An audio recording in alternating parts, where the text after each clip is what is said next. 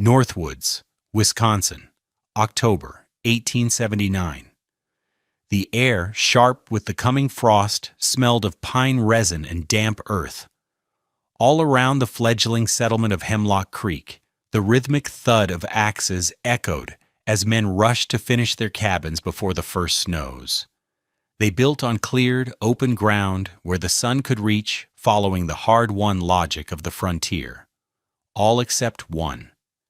Eero Halonen was building in the deep shade, in a spot no one else would have chosen. He had laid his foundation not on a clean plot, but in the narrow, awkward space between two colossal white pines, ancient giants whose lowest branches began 50 feet off the ground. The gap was barely 10 feet wide. His cabin's long, windowless side walls would stand less than a foot from the furrowed bark of the Titans. Judd Mercer, the sawmill foreman, stood with his arms crossed, a plug of tobacco working in his jaw. He was a man whose authority came from competence, and he saw none here. "What in God's name are you doing, Halonen?" he called out, his voice carrying easily in the crisp air. "You're boxing yourself in. That's the damnedest place for a cabin I ever saw." Two loggers, Silas Croft and Ben Carter, paused their work to watch the spectacle. "He's afraid of the sun, Judd," Silas chuckled. "Thinks it'll melt him." Eero, a quiet man with pale eyes and hands permanently stained black from his former trade, did not look up. He was carefully fitting a saddle notch, his movements precise and economical. He laid the log, checked its fit, and only then did he turn to the foreman. "The sun does not keep a man warm in January," he said, his Finnish accent sanding the edges off the words. Mercer spat a stream of brown juice onto a pile of wood shavings. "No, a good fire does, and good logs. You put green wood that close to those trunks with no air to breathe, and they'll be wet punk by spring.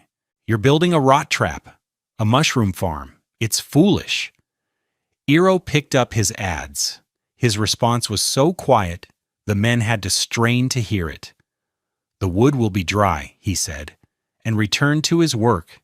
The conversation for him concluded. The mockery would last for the rest of the autumn. The men at the sawmill called it Halonen's coffin, or the pine squeeze. They thought the Finn was mad. What did this quiet Finnish tar burner, a man who understood the slow, smoldering heart of a fire, understand about convection, about the physics of wind and heat, that a seasoned sawmill foreman and a whole community of experienced frontiersmen had missed? Before we unravel the simple, profound secret hidden between those two great trees, take a moment to subscribe to our channel and ring the bell for notifications.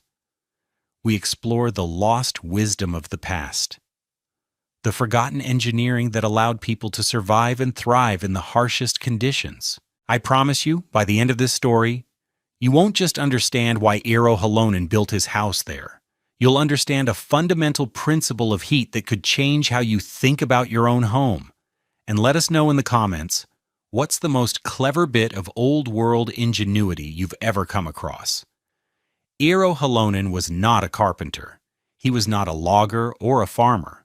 In the old country, near the forests of Karelia, he had been a tervanpoltaja, a tar burner.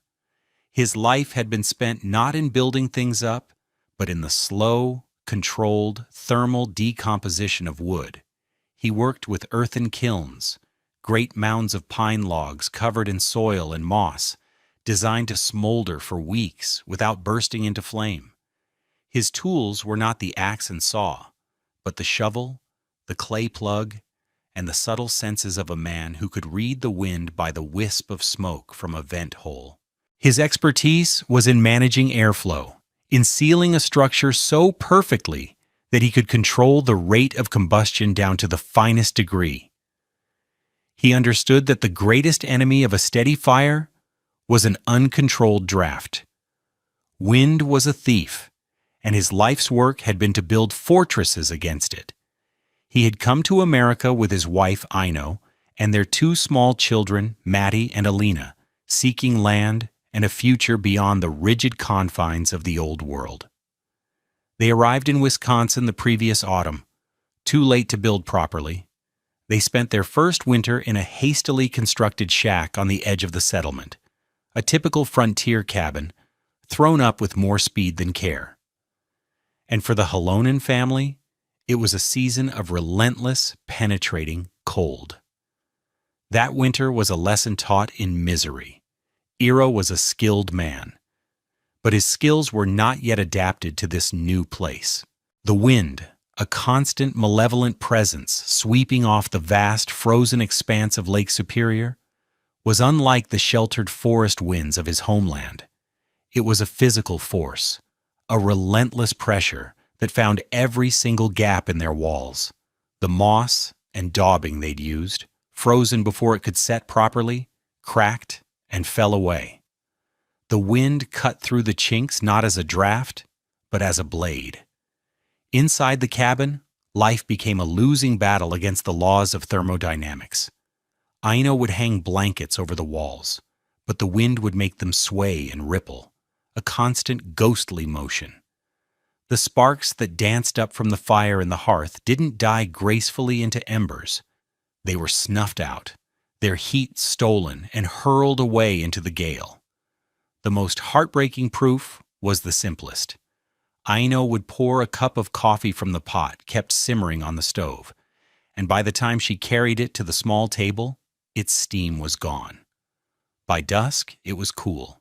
They huddled together at night, sleeping in their coats under a mountain of quilts, listening to the ceaseless howl of the wind as it tried to tear the warmth from their bodies. Eero knew he had failed them. He would not fail them again. The problem wasn't the cold itself. The other settlers faced the same temperatures. The problem was the universal, flawed design of their defense against it. The conventional wisdom in Hemlock Creek, as on much of the frontier, was that a warm cabin was the product of two things: thick logs and a big fire. Judd Mercer's own house was considered the settlement's best. It was built of massive hand-hewn white pine logs, a full 12 inches thick, carefully notched and chinked with a lime and sand mortar he'd paid a premium for. His stone fireplace was a masterpiece of draft and draw. And yet, his cabin bled heat. The failure was rooted in a misunderstanding of the enemy. The settlers fought conduction, the slow transfer of cold through the solid mass of the logs. They believed thicker walls were the answer. But the true enemy, the primary thief of heat, was convection. Specifically, forced convection, driven by the relentless wind. On a calm day, the air immediately surrounding a cabin wall would warm up by a few degrees from the heat leaking through the logs. This thin layer of warmer air would act as an invisible blanket, an extra layer of insulation that slowed further heat loss. But the Northwoods were rarely calm. The wind, screaming across the clear-cut landscape, scoured that insulating blanket of air away the instant it formed. It was like an army of tiny, invisible hands, grabbing BTUs of heat from the surface of the logs and flinging them into the atmosphere. A log wall that might lose 1,000 BTUs per hour in still air could lose 20,000 in a 40-mile-per-hour gale. The result was a constant, massive energy drain. Inside the cabins, this manifested as a permanent chill. A man could stand 3 feet from a roaring fire, his face flushed with heat, while his back felt a draft cold enough to raise the hair on his arms. Candles placed on a mantelpiece would flicker and gutter, their flames bent sideways by the currents of cold air pouring down the walls and across the floor. Families like the O'Malleys, with 4 young children, spent their days in a frantic cycle of feeding their stove. Their woodpile, which looked mountainous in October, seemed to shrink visibly with each passing week. They were, in effect, trying to heat the entire state of Wisconsin. Every settler was locked in the same losing fight, burning prodigious amounts of fuel not to warm their homes, but to replace the warmth the wind was stealing every second of every day. Eero Halonen, the tar burner, understood this in his bones. He knew you didn't fight the wind. You made the wind irrelevant. The construction of his cabin was a spectacle of quiet defiance. After laying his foundation of fieldstone, he began raising the walls. The two longest walls, the ones that would face the prevailing westerly gales and the bitter northerlies, rose less than a foot from the massive sheltering trunks of the pines. He didn't see the trees as an obstruction. He saw them as the primary structural elements of his thermal design. They were his shield. Judd Mercer made it a point to inspect the work daily, shaking his head. You'll never be able to re-chink those walls, Halonen. When the daubing falls out, and it will, you'll have a permanent gap you can't reach. Eero paused, sighting down a log. It will not fall out. This quiet certainty infuriated Mercer more than any argument. It was the confidence of a fool. When Eero came to the sawmill to purchase finished planks for his floor and roof, Mercer gave him a hard look. I can't sell you my best seasoned pine, Eero. It'd be a waste.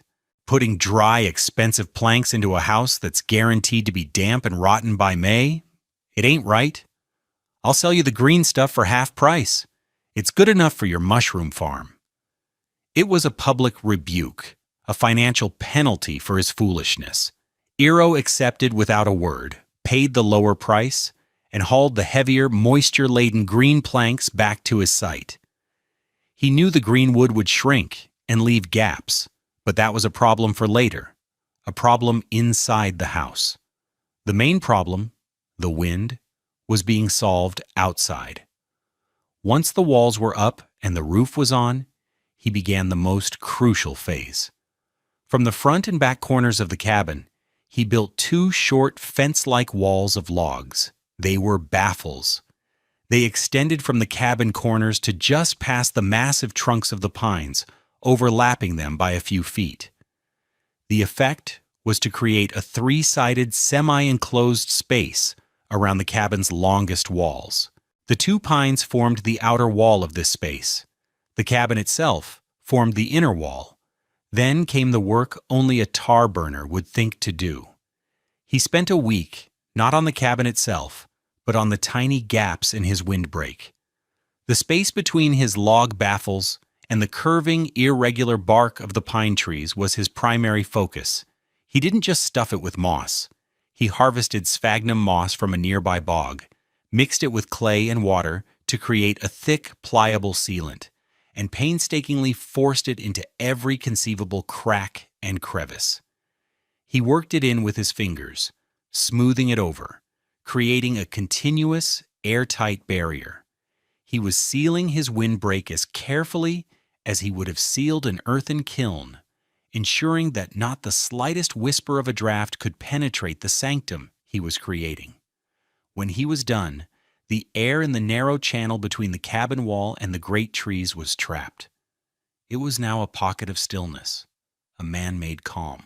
To understand the genius of what Eero Halonen had built, you have to understand the physics of a simple log wall. Heat moves in three ways: conduction, convection, and radiation. For a cabin in a Wisconsin winter, the great killer is convection. Think of a single BTU, a British thermal unit, the amount of energy needed to raise 1 pound of water by 1 degree Fahrenheit. When you burn a log in your stove, you are releasing thousands of these BTUs into your home. Some of that heat warms the air inside. Some of it is absorbed by the walls. That heat then begins its journey to the outside through conduction, moving slowly from molecule to molecule through the solid wood. A 12-inch pine log has an R value, a measure of thermal resistance, of about 15. That's not great by modern standards, but it's substantial. In perfectly still, 0-degree air, the heat would creep through the log and emerge on the other side, where it would gently warm the layer of air molecules clinging to the outer bark. This thin layer of warmed air is a crucial, invisible shield. Because it's warmer than the surrounding air, it acts as a secondary layer of insulation, dramatically slowing down the rate of further heat loss from the wall. The cabin, in effect, wraps itself in a delicate blanket of its own warmth. Now, add wind. A 20-mile-per-hour wind, common during a northern winter, is a force of thermal violence. It is what physicists call a forced convection loop. As the wind blasts across the surface of the cabin, it rips away that fragile, insulating layer of warm air.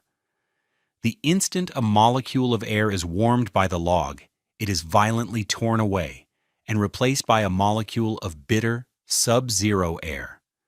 This new, cold molecule then sucks more heat from the log, is itself warmed, and is immediately ripped away. This process happens millions of times per second across every square inch of the windward walls. The wind acts as a relentless heat siphon, draining the thermal energy from the cabin at a catastrophic rate. The R value of the logs becomes almost irrelevant because the surface temperature of the log is being held at the same temperature as the wind. Eero Halonen's design was a direct counterattack against this single, devastating phenomenon. The two massive pine trees and his sealed log baffles were not insulation.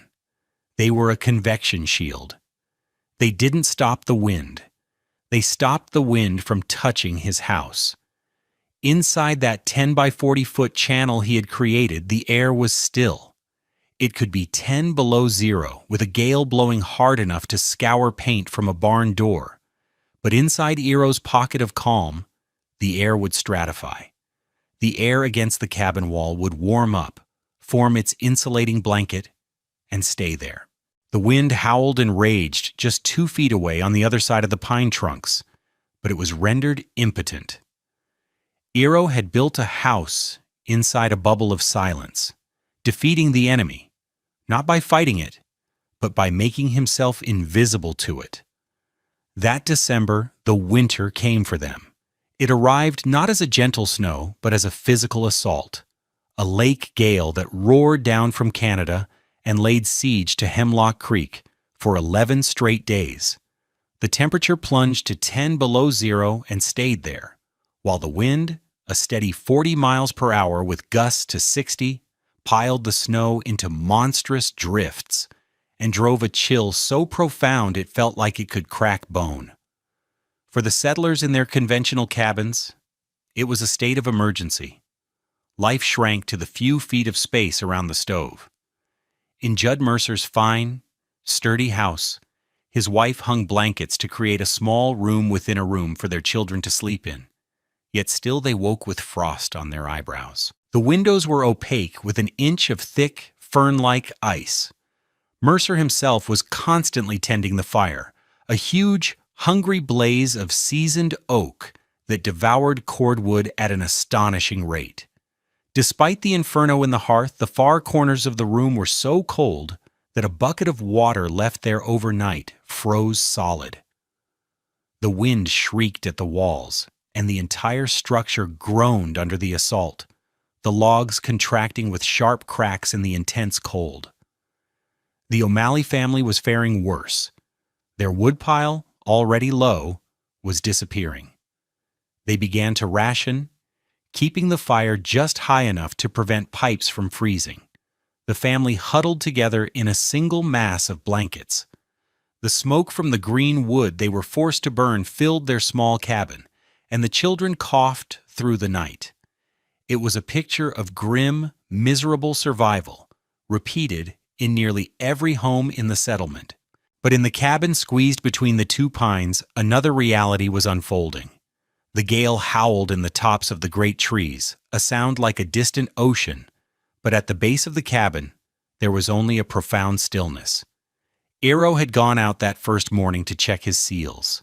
In the narrow space between his wall and the pine, a fine, undisturbed powder of snow lay on the ground, a perfect testament to the utter lack of wind.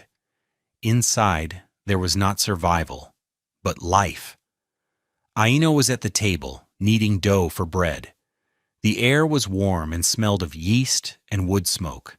The cabin's single room was evenly heated, the corners comfortable, the floor free of drafts. The children, Maddie and Alina, were not bundled in coats. They sat on a bearskin rug, drawing on a slate with a piece of charcoal.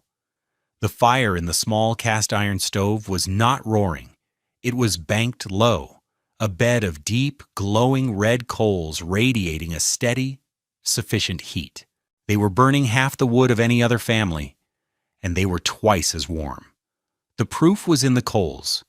At night, Eero would bank the stove with a single large log. In Mercer's house, the fire would be dead ash by 3 a.m., the cold creeping in. In Halonen's cabin, Ina would rise at dawn to find the log consumed, but the heart of the fire remained, a deep, vibrant bed of red coals, ready to be rekindled with a handful of kindling. The fire lasted because its heat was not being stolen. The fire lasted where the wind could not pass. On the 9th day of the gale, a crisis pushed the settlement to its breaking point. The trail to the nearest town, the source of supplies, was blocked by a series of massive snowdrifts. Judd Mercer, as foreman, gathered a crew of 4 men, including Silas Croft, to try and clear a path for a supply sled. The work was brutal. The wind was a physical enemy, driving snow into their faces with the force of sand, stealing their breath and numbing their exposed skin in minutes. They worked for hours, making slow, agonizing progress. As the light began to fail, disaster struck. A loud crack echoed above the howl of the wind, and a massive snow-laden oak branch, weakened by the cold, fell across the trail, blocking their path back to the settlement. They were exhausted, dangerously cold, and trapped. Mercer knew they wouldn't survive a night in the open. The closest shelter was Eero Halonen's place, the Pine Squeeze, less than half a mile through the woods. He had no desire to ask the strange Finn for help, but survival left no room for pride. "To Halonen's!" he yelled over the wind. "It's our only chance." They stumbled through the deep snow, driven by desperation. As they approached the clearing, Mercer could see the cabin, a dark shape nestled between the 2 colossal trees. He wasn't aiming for the door. He was simply aiming for the lee of the building, for any respite from the merciless wind. He staggered into the narrow gap between the western pine and the cabin wall, expecting to find a turbulent vortex of swirling snow. Instead, he found silence.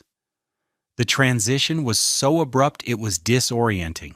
One moment he was in a shrieking tempest. The next, he was in a pocket of profound, almost unnatural calm. The air was utterly still. He could hear the blood pounding in his ears. The roar of the storm was a muffled sound, something happening elsewhere. Silas Croft stumbled in behind him, his face a mask of frozen shock. "My God, Judd. The wind, it's just gone." Mercer, breathing heavily, leaned against the log wall of the cabin to catch his breath. He put his bare, frozen hand flat against the wood for support. He expected to feel the biting, absolute cold of a log surface super-chilled by a 10 below zero wind. What he felt sent a jolt through his entire body. It was warmth. Not heat, but a steady, gentle, unmistakable warmth radiating out from the logs. The wood felt alive. In a world of frozen, hostile surfaces, this wall was temperate and calm. He pressed his cheek against it. It was true. The logs were not losing heat. They were holding it, wrapped in this impossible pocket of still air. In that single, tactile moment, the mockery of the past 3 months collapsed into a profound and humbling understanding. The Finn wasn't a fool, he was a genius. He stood there for a full minute, the simple, world-altering physics of the situation rearranging everything he thought he knew about building. Then he walked to the front of the cabin and knocked on the simple plank door. Eero opened it. The warmth that flowed out was not the dry, scorching heat of an overdriven stove, but a soft, enveloping warmth, thick with the smell of baking bread and pine. Mercer and his men stumbled inside, blinking in the lamplight. They saw the scene, the cozy, evenly lit room, Aino pulling a loaf from the small oven, the children playing on the floor, and the fire, the impossibly small, quiet fire, a bed of glowing coals in the stove. Mercer looked from the calm fire to the calm family, to the quiet man, standing by the door. He pulled off his frozen mittens, his mind struggling to find the words. He looked at the walls of the cabin, then gestured vaguely to the outside, to the still air he had just experienced. "You didn't build a cabin, Halonen," Judd Mercer said, his voice rough with awe. "You built a calm in the heart of the storm." Mercer's conversion was as total as his skepticism had been loud. He became Eero's most fervent advocate. The story of him sheltering in the dead air space, of the warmth he felt in the logs, became a legend at the sawmill. He didn't just tell the story, he explained the principle with the authority of a foreman. "We've been fighting the wrong war," he told his crews. "We've been trying to build thicker walls to hold the heat in, when we should have been building smarter walls to keep the wind out. Halonen isn't insulating with wood. He's insulating with air, still air." The first to adopt the idea were the logging crews. Their temporary camps were notoriously drafty and inefficient. Inspired by Eero's design, they began to change how they built their winter shanties. They couldn't find perfectly spaced giant pines, but they could apply the principle. They started siting their cabins in tight clusters, using shared walls. They built wind baffles from stacked cordwood on the windward sides, creating sheltered courtyards. They began packing the gaps between their buildings with snow and sawdust, creating thick, wind-proof barriers. The results were immediate and dramatic. The logging company, which tracked fuel consumption meticulously, reported a 40% reduction in firewood use in the camps that adopted what came to be known as Halonen siting. The men were warmer, healthier, and spent less time cutting wood for themselves and more time cutting timber for the mill. The economic proof was undeniable. By the following spring, when new families began arriving to clear their land, Judd Mercer would personally advise them. "Don't just look for flat ground," he'd say. "Look for a hill, a rock outcropping, a thick stand of hemlock. Use what the land gives you as your first wall. Build in the calm." The idea spread not through books or journals, but through lived experience, a piece of practical wisdom passed from one neighbor to another, forever changing how people built their homes against the fury of the northern winter. What Eero Halonen did in 1879, using only logs, moss, and an immigrant's deep understanding of fire, was a remarkable anticipation of modern building science. He had, in essence, created a primitive version of a ventilated rain screen or a double wall system. The core principle, creating a dead air space to protect the primary building envelope from the thermal pressures of wind, is a cornerstone of today's high-performance construction. Modern building scientists talk about wind washing, the phenomenon where strong winds can blow through fibrous insulation like fiberglass, stripping away its insulating value. Eero's design was the ultimate defense against wind washing. He also demonstrated the paramount importance of air sealing. His painstaking work with the moss and clay was a 19th century equivalent of modern air barriers, the membranes and tapes used to make a building airtight. He understood, intuitively, that a structure's ability to resist convective heat loss is just as important, if not more so, than the R value of its insulation. His humble cabin, mocked as a foolish oddity, was in fact a masterclass in resilient, low-energy design, a century ahead of its time. The story of the cabin between the pines is more than a lesson in thermodynamics. It's a parable about the nature of strength.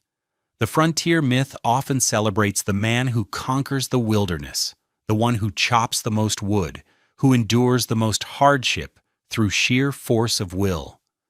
Judd Mercer, with his big fire and thick walls, embodied that ideal. He was fighting the winter head-on. But Eero Halonen represented a different, quieter kind of wisdom. His strength was not in opposition, but in observation. He did not seek to overpower the wind. He sought to understand it. He saw the world not as a set of obstacles to be overcome, but as a system of forces to be navigated. He knew from his years spent coaxing fire from smoldering logs that the most powerful solutions are often the most subtle. He didn't build a fortress to withstand the storm. He built a shelter so quiet, the storm never even knew it was there. The enduring lesson of the North Woods is written in the simple physics of his cabin. Life, family, and warmth do not last where the fight is loudest. Fire lasts where wind cannot pass. Thank you for joining us on this journey into the past. If you found this story of ingenuity and survival as fascinating as we did, please consider liking this video and subscribing to our channel for more tales of forgotten wisdom. Your support allows us to continue unearthing these incredible histories. What other examples of invisible engineering can you think of, where the most important work is done by stopping a force rather than creating one? Share your thoughts in the comments below. The content of this video is for educational and storytelling purposes. The narrative presented is a fictionalized reconstruction inspired by historical building practices and principles. Names, characters, and specific events have been created for dramatic purposes. The technical principles of heat transfer discussed are based on established physics, but their historical application as depicted is an interpretation. Any attempt to replicate historical building techniques for modern use should be done in consultation with qualified architects and engineers, and in compliance with all current building codes, safety standards, and regulations. This video does not constitute professional, technical, or legal advice.